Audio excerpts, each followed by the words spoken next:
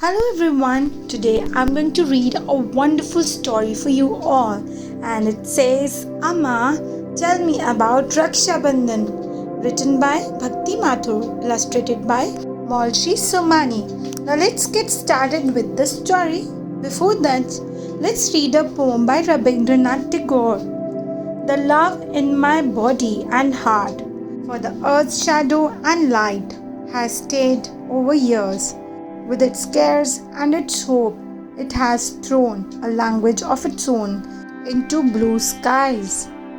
It lives in my joys and glooms, in the spring nights, buds and blooms, like a Rakhi band on future's hand. A poem on Rakhi by Rabindranath Tagore.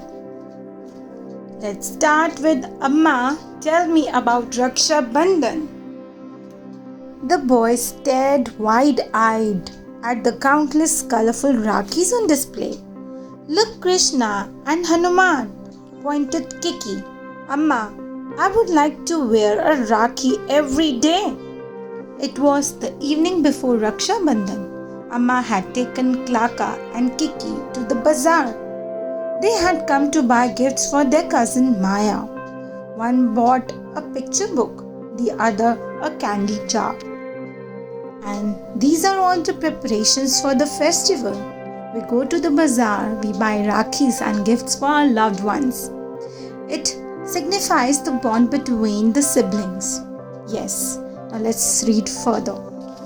They both awoke early the next day. For once, they were ready on time. They had wrapped the gifts for Maya and waited for the doorbell to chime. It wasn't a long wait. Maya soon arrived. She was shy at first and hid behind her mother. Some smiles and a hug brought her out, and soon they were laughing, playing, chasing one another. And soon the Rakshabandhan rituals are going to begin. The three started off on a rowdy game of tag. Their shouts almost brought the house down, till Amma said, Maya, it's time for you to tie Rakhis to this joker and that clown. Maya's mom handed her a beautiful silver plate loaded with laddus, a diya and kumkum powder. Kiki bounced on the sofa and Klaka said excitedly, the Rakhis we wanted, his voice getting louder. Maya put a red tilak on their foreheads and tied a Rakhi to each eager boy's wrist. Brave Hanuman for Kiki, clever Krishna for Klaka. They then ate the laddus. They were hard to resist. The boys gave Maya the gifts they had got for her. She was thrilled, hugging one and then the other. Amma, tell us about Rakshabandhan, said Klaka. And why does a sister tie a Rakhi to her brother? Well, the word Raksha means to protect and Bandhan means a bond of love. Amma said, it is a promise to love and protect each other, sealed by the tying of Rakhi's special thread. Yes, sisters tie Rakhis to brothers, but then you can tie a Rakhi to anyone you want to, like a friendship band. This string can be tied to a sibling, a cousin, a friend, a parent too. Let's move further and know more about the festival. There are tales galore about Rakshabandhan. Let me begin with the story of Bali, a famous king. He possessed all that a person could desire, and yet he was not very happy with anything. With a burning ambition to rule the world, he set off on his chariot, mighty army in tow, conquering land after land flung far and wide, seemingly intent on spreading terror and woe. Lord Vishnu, upon hearing of Bali's atrocities, was enraged and said, Bali is a disgrace. Such tales I had heard about his generosity. Now it seems he needs to be put in his place. next day, as Bali built a blazing fire in his darbar to pray to the gods to become the mightiest of all, into the congregation walked a tiny man. Asked Bali, "Who are you? You seem rather small." "Don't be fooled by my size," said the little man. "I may be small, O king, but I am not meek. I have come today to ask you for something, with the hope that I will get what I seek." Bali arose and said, "Please be my guest. What can I do for you? What is it you desire?" "Oh, not much," said the man. "Just a bit of land, only as much as 3 of my steps can acquire." Surprised, Bali said, "That's a strange request. Why not ask for bigger gifts? For silver or for gold? The greatest treasures are often small," said the man. "I shall be glad with the land my 3 steps can hold." "Well, so be it," said Bali. "Take your 3 steps." Smiling mysteriously, the man put 1 step ahead. Then something strange occurred, for the little man began to grow and spread and spread. Taller than the houses, trees, mountains, he grew till his head floated amongst the clouds in the sky. No one could see where he began or where he ended. "Who are you?" cried Bali, but the giant did not reply. He lifted 1 foot and with it spanned the earth. With his 2nd step, he encircled the Milky Way.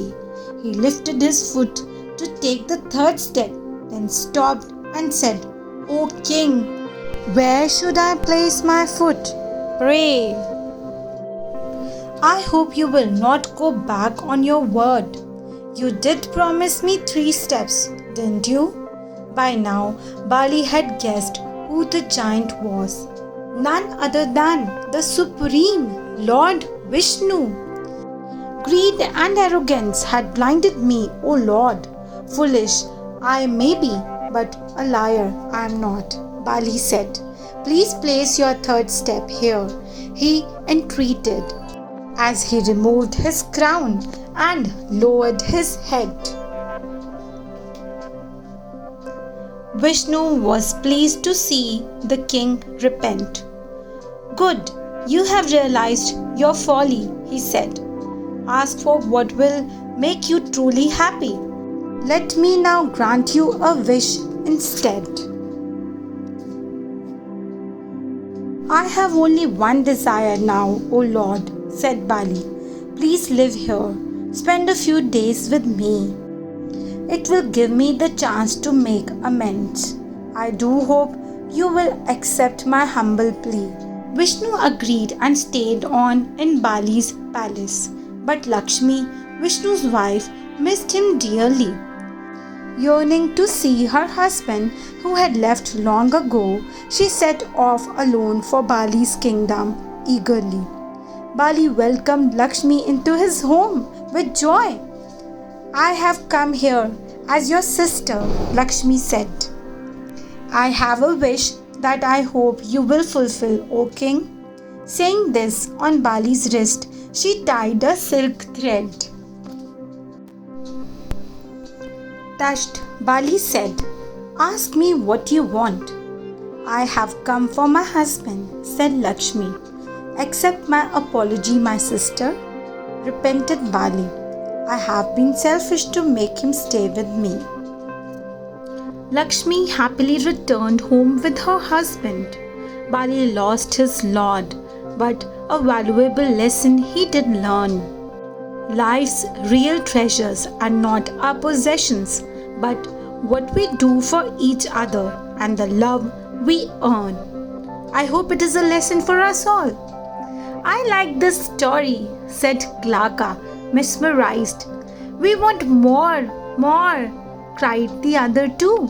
"Well, you are in luck today," said Amma, "for I have 2 more stories for you." Once the heavens continued Amma, were attacked by a mighty demon band.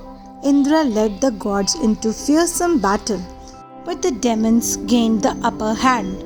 On seeing this, Indra's wife, Sachi, panicked. She wanted Indra to be victorious in the fight and rushed to a wise sage to seek his advice. He said, "Tie a thread on Indra's wrist tonight." That evening, after a long and weary battle, Sachi tended to Indra, nursing each injury. She lovingly tied a silk thread on his wrist, saying, "May you win, Indra. May you achieve victory." The next day, Indra emerged on the battlefield with his vigor renewed and strength restored. His troops were enthused and rallied behind him. They fought together and finally won the war. "How can a thread help you win a war?" asked Klaka. Amma said, "Well, the thread does nothing by itself. It is the love of the person who ties it that gives you the strength to preserve and believe in yourself." "And now for the last story of the day," said Amma. No, we want more, protested all three.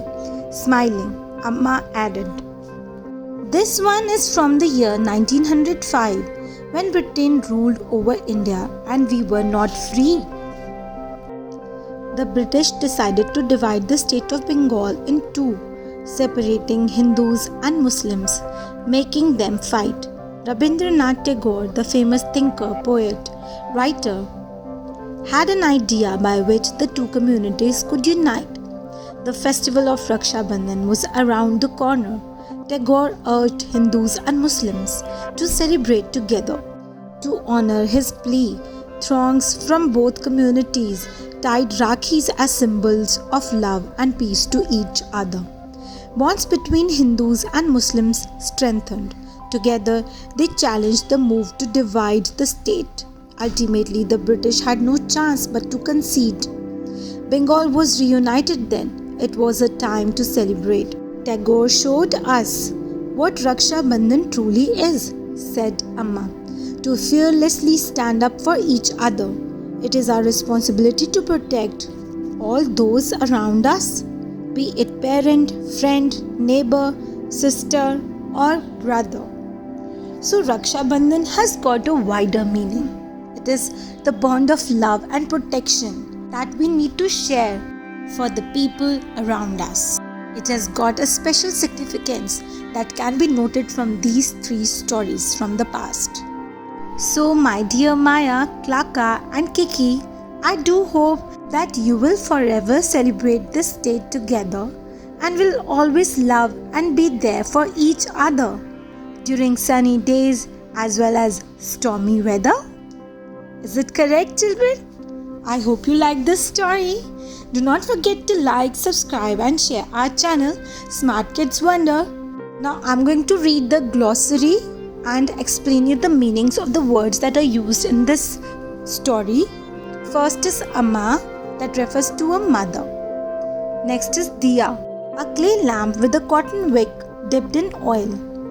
Next is Hanuman, the popular Hindu deity and one of the central characters in the epic Ramayana, an ardent devotee of Ram and a general of the mythical Vanar tribe of beings that are half human and half ape. Indra, god of heavens and of lightning. In Hinduism, Krishna, an avatar of Vishnu, the central character in the epic Mahabharata and the narrator of the Bhagavad Gita. Kumkum, a red powder made from turmeric and slaked lime. Laddu, a ball-shaped sweet made of flour, milk and sugar, often served at festive occasions. Rabindranath Tagore, May 7, 1861 to August 7, 1941, a poet, philosopher, writer, filmmaker and music composer from the state of Bengal, winner of Nobel Prize in Literature in 1913, the first Asian recipient of the prize. Tilak, the Hindu ritual of marking a person's forehead with a fragrant paste such as sandalwood or kumkum as a mark of love and respect. Vishnu, the Hindu god tasked with protecting the universe.